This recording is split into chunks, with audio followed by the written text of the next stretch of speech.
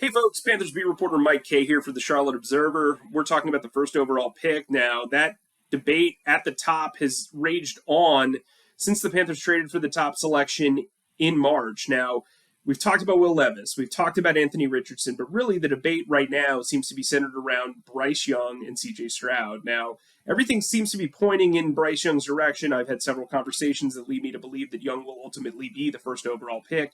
But I think there is a side in draft discussions that still believes CJ Stroud will be considered.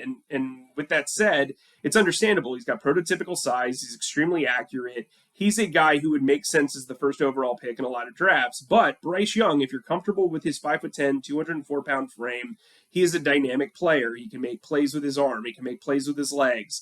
He's able to extend plays. He's making off the schedule throws. He's making on schedule throws. He just is so dynamic. And if you're comfortable with his durability and his slender frame, then you feel like he is the best option at number one. And I think the Panthers are comfortable with his frame. I think they're being honest when they say that. They also don't plan to trade down from the first overall pick.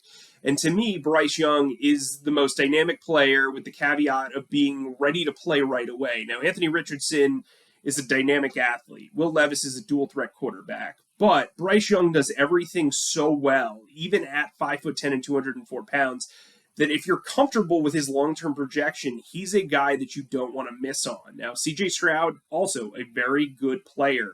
He's a guy who can make every throw. His ball placement is excellent. He takes care of the football very well.